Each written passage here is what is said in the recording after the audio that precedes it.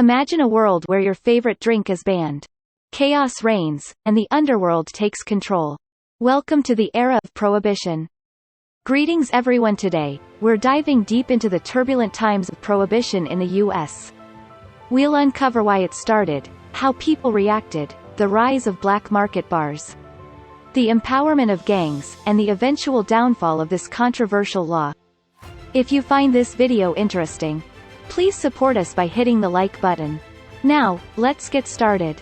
Since the early 19th century, there had been a growing movement in the U.S. to ban alcohol, claiming that it led to domestic violence, family breakdowns, and moral corruption. In 1920, the United States enacted a significant law prohibition. However, despite the ban, countless individuals sought ways to consume alcohol, leading the U.S. into a state of chaos. America before Prohibition. First of all, just before Prohibition began, how much alcohol were Americans drinking? So, according to an article from Boston University, from 1900 to 1915, the average person consumed approximately 9.5 liters of alcohol per year, or about 13 drinks per week. Today, we consume 8.7 liters of alcohol per year, or about 12 drinks per week, which is not much different from the past. You might wonder, did they drink more back then, compared to our consumption today? Under these circumstances, why was alcohol banned by law?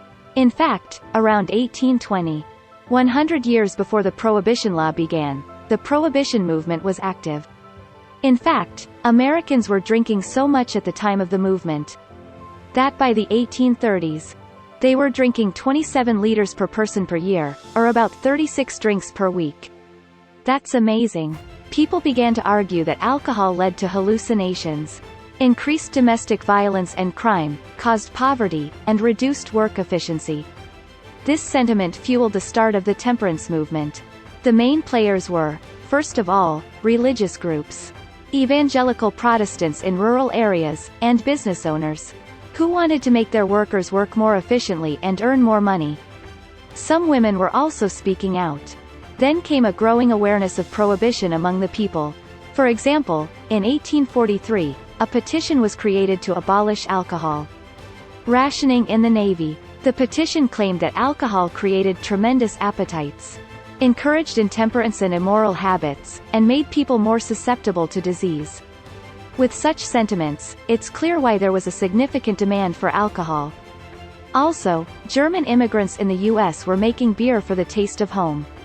By the 1870s, some 4,000 German breweries had sprung up across the U.S., and Germans were making beer and making wealth. But then came World War I and a growing aversion to immigrants. This, too, encouraged prohibition. Eventually, the entire country would ban the production and sale of alcohol altogether. And the Prohibition law came into effect on January 17, 1920. And this law lasted for about 13 years, until 1933. The idea was that society would be better off without alcohol. But were people ready to give it up? The rise of the black market liquor bar. Interestingly, Prohibition didn't actually ban the act of drinking alcohol. What Prohibition did prevent was the manufacture, sale, transportation, exportation, and importation of alcoholic beverages. Therefore, it is not a crime to drink alcohol. It was not a problem to drink the alcohol you already had at home. If Prohibition were to begin tomorrow, what would you do? 100 years ago, Americans were thinking the same thing. We're going to buy all the booze we can get our hands on. And right before the onset of Prohibition, there was a battle for the booze. In this manner, many ensured they had a stockpile of liquor. The rich, however, were different. They had the money to buy liquor and the storage space to do so. So they were able to procure liquor in large quantities. Now, the sale of alcohol became illegal. And what became popular were black market bars. A secret knock or password was required to enter the establishments. At the renowned 24 Club in New York City, even though the police visited frequently, they had a unique method to evade them. You would push a special lever, and the liquor would slide down to a garbage disposal device. Stones were piled underneath, and the falling liquor shattered the entire bottle, destroying the evidence. Many black market bar owners also bribed police and officials. Prohibition also revolutionized the way women drank. Until then, bars were pretty much outlawed or seedy places, where men gathered to gamble and fight, with female waitresses and the like. It was not at all common for women to drink alcohol in public places. However, after the Prohibition law was enforced, women were allowed to drink in black market bars, and the practice of women drinking outside became widespread. They devised creative ways to carry alcohol, concealing it in their canes or even on their thighs. If they couldn't buy it in stores, they'd simply bring their own. In order to hide the bad taste of the bad liquor obtained on the black market, bars served it mixed with ginger ale, Coca-Cola, mint, lemon, and other ingredients. This is how the cocktail culture spread. In addition, industrial and toxic alcohol was sold in some places, and thousands of people lost their lives. The rise of the gangs. Who, by the way, was selling alcohol to the black market? In pre-Prohibition America, politicians often collaborated with the underworld. Politicians would hire the town's punks to blackmail their opponents for votes. And in return, the punks were allowed to get away with illegal gambling and organized prostitution. Prohibition, however, dramatically changed the power structure of the underworld. Until then, the punks knew how to fight, kill, and intimidate. But they didn't know much about business. But with the coming of Prohibition, they saw a way to make a lot of money from illegal booze. It was the moment when the punks in town were turning into huge gangs. And for that they had to organize. They would take over moonshine breweries and sneak liquor from overseas. They also paid citizens to make their own liquor at home.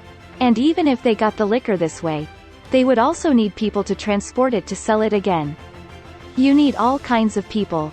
Boat captains and truck drivers to transport the liquor, warehouses to store the liquor, and their warehouse men, people to negotiate behind the scenes with the police and politicians, and illegal bars owned by the gangs.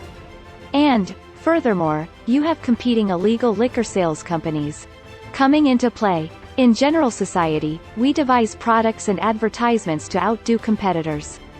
However, with Prohibition, the competition became deadly, with gangs threatening, attacking, and even killing each other. This marked the true organization and rise of criminal syndicates. The gangs operated much like businessmen, and the profits coming in from this were enormous. For example, one very famous person who became very successful was Al Capone, a very wealthy gangster, who, since his youth, has been shoplifting, vandalizing, and committing petty crimes, and has a scar on his face from being cut up in a fight. He employed the mayor of Chicago and the chief of police. On occasion, he would also send bribes of over $250,000 at the request of politicians. It's a pretty big amount, which is surprising, but $250,000 was a small amount for him. To my surprise, Al Capone was making over $100 million a year. And he used his political power to crush the businesses of rival gangs very easily and gain even more power. Prohibition led to the rise of gangs, increased criminal activity, and political corruption. To make matters worse, on October 24, 1929, known as Black Thursday, the U.S. stock market crashed, marking the beginning of the Great Depression. In 1933, the majority was so disappointed with Prohibition that it was repealed by constitutional amendment, an unprecedented modern form of alcohol prohibition. Could you imagine living in a world where alcohol was banned?